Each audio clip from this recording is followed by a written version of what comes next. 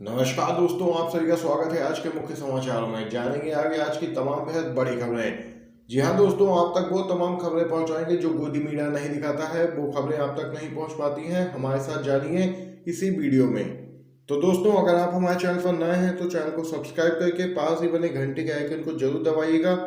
तो दोस्तों, पहली बड़ी खबर जो सामने निकल के आ रही है, दार्जिलिंग में दिलीप घोष को दिखाए गए काले झंडे, लगे वापस जाओ के नारे। पश्चिम बंगाल भाजपा इकाई के अध्यक्ष दिलीप घोष को गोरखा जन मुक्ति मोर्चा के समर्थकों ने उस समय काले झंडे दिखाए जब वह पार्टी के कार्यक्रम में शामिल होने दार्जिलिंग पहुंचे थे। भाजपा की राज्यव्यापी परिवर्तन यात्रा में शामिल होने पहुंचे घोष को गोरखा जन मुक्ति मोर्चा के समर्थकों ने यहां पर काले झंडे दिखाए और वापस जाओ के नारे भी लगाए। तो देख सकते हैं दोस्तों, पश्चिम बंगाल में लगातार बीजेपी नेताओं का यहाँ पर जबरदस्त तरीके से विरोध हो रहा है। कहीं काले झंडे दिखाए जा रहे हैं और साथ ही वापस जाओ के नारे भी लगाए जा रहे हैं। इसी प्रकार का विरोध झेलना पड़ा है पश्चिम बंगाल भाजपा इकाई के अध्यक्ष दिलीप घोष को भी। एक और खबर जानते हैं दोस्तों, कोकीन केस में बीजेपी नेता राकेश सिंह गिरफ्तार, पमेला गोस्वामी ने लगाया था फंसाने का आरोप। बड़ी खबर दोस्तों कोलकाता से निकल के आ रही है। कोकीन कांड में बीजेपी के नेता राकेश सिंह को गिरफ्तार कर लिया गया है। उन्हें पूर्वी बर्दवान से कोलकाता पुलिस ने गिरफ्तार किया है। आपको दोस्तों बताते चलें, पुलिस की टीम ने बीजेपी नेता के घर पर छापेमारी की और 3 घंटे की छानबीन के बाद राकेश सिंह के 2 बेटों को हिरासत में ले लिया। कोकीन कांड में गिरफ्तार पमेला गोस्वामी ने राकेश सिंह पर उन्हें फंसाने का आरोप लगाया था। तो देख सकते हैं लगातार यहाँ कोकीन केस में एक के बाद एक बीजेपी नेता के नाम सामने निकलते आ रहे हैं पमेला गोस्वामी के गिरफ्तारी के बाद। वहीं दोस्तों एक और खबर जानते हैं, केरल में कृषि कानूनों पर बरसे राहुल गांधी, कहा भाजपा सरकार का मकसद किसानों के बाजार को खत्म करना।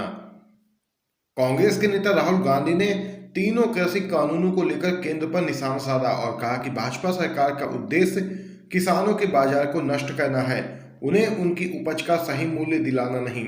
गांधी ने कहा कि पहले 2 कानून देश के कृषि क्षेत्र को नष्ट करते हैं और वहीं तीसरा कानून किसानों को न्याय से वंचित करता है। उन्होंने आरोप लगाया कि पहला कानून किसानों के बाजार को नष्ट करता है, दूसरा सबसे अमीरों को जितना मर्जी उतना अनाज खरीदने और असीमित जमाखोरी करने की अनुमति देता है। ये 2 कानून उन्हें अनाज और सब्जियों की कीमत को नियंत्रित करने की अनुमति देते हैं।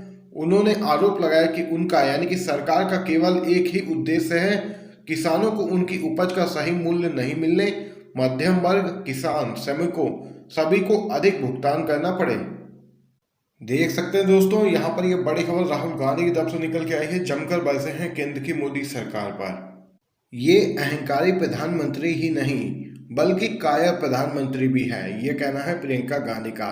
कांग्रेस की राष्ट्रीय महासचिव प्रियंका गांधी ने कहा कि केंद्र में जैसे ही उनकी पार्टी की सरकार आएगी, सबसे पहले तीनों कृषि कानूनों को रद्द किया जाएगा। ये सिर्फ अहंकारी प्रधानमंत्री ही नहीं, कायर प्रधानमंत्री भी हैं, कोई भी जिम्मेदारी नहीं लेते, हर बात के पीछे पिछली सरकारों को जिम्मेदार ठहराते हैं। प्रधानमंत्री को चाहिए कि जनता की बात को स्वीकारें और तीनों कृषि कानूनों को वापस लें। जब डीजल और पेट्रोल के दाम बढ़ाए तो भी कांग्रेस को जिम्मेदार ठहराया। आपको बता दें, कांग्रेस के राष्ट्रीय महासचिव प्रियंका गांधी वाड्रा मथुरा में एक किसान महापंचायत को संबोधित कर रही थी। वहीं दोस्तों इसी के साथ एक और खबर जान लेते हैं। टूल किट मामले में गिरफ्तार दिशा रवि को बेल देते हुए जज ने कहा, असहमति राष्ट्रद्रोह नहीं है। दिल्ली की एक अदालत ने बीते मंगलवार को टूल किट मामले में गिरफ्तार की गई 22 वर्षीय पर्यावरण कार्यकर्ता दिशा रवि को जमानत दे दी है। आपको बताते चलें, दिशा रवि पर लगे आरोपों पर एडिशनल सेशन जज धर्मेंद्र राणा ने कहा कि मुझे नहीं लगता कि एक व्हाट्सएप ग्रुप बनाना या किसी हानि न पहुंचाने वाले टूल किट का एडिटर होना कोई जुर्म है। दोस्तों आपको बताते चलें, दिल्ली पुलिस ने दिशा रवि को दिल्ली की एक अदालत में पेश करते हुए कहा था कि Disha Ravi tool kit Google document की एडिटर है और इस डॉक्यूमेंट को बनाने और इसे प्रसारित करने में उसकी मुख्य भूमिका थी।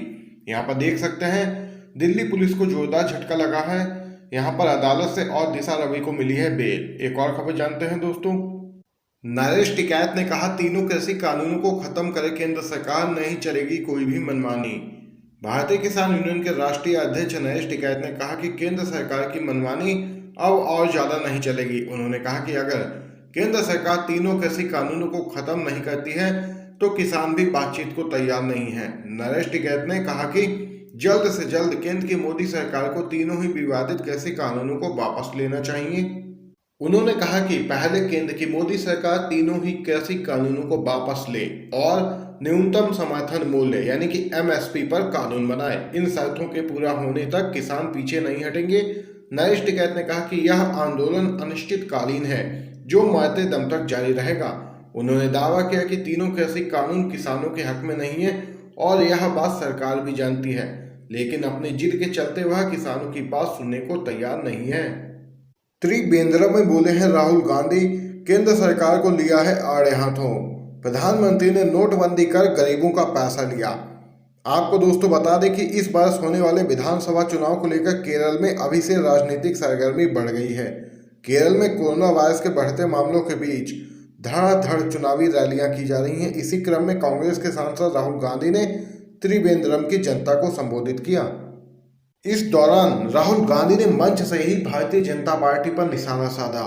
मालूम हो कि अप्रैल मई में जिन 5 राज्यों में विधानसभा के चुनाव होने हैं उनमें केरल भी शामिल है और केरल के त्रिवेंद्रम से राहुल गांधी ने प्रधानमंत्री मोदी पर निशाना साधते हुए केंद्र सरकार को आड़े हाथों लिया है।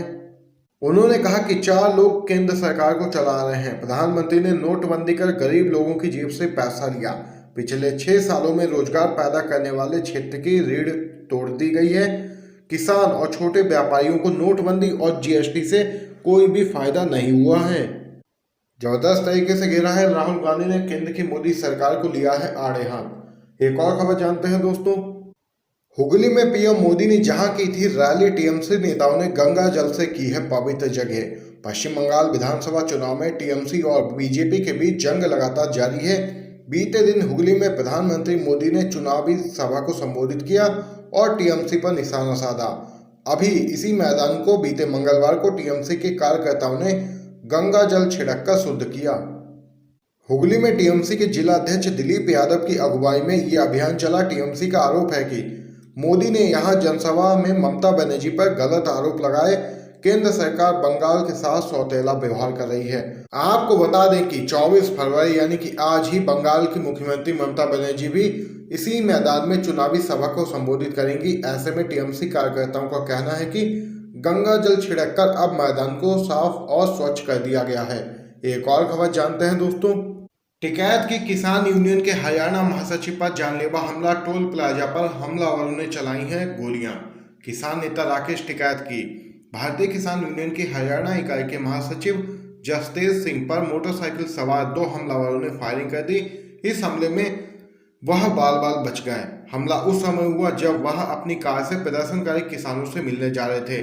बताया जाता है कि हमलावरों ने एक टोल प्लाजा पर उन पर गोलियां दागी। आपको बता दें कि इस हमले में वह बाल बाल बच गए, लेकिन अभी तक हमलावर नहीं पकड़े जा सके हैं। दोस्तों, यहाँ पर आज की सभी बड़ी खबरें सामने निकल के आई हैं, आप लोगों ने जानी है आपके अपने YouTube चैनल पर। अगर आपको वीडियो पसंद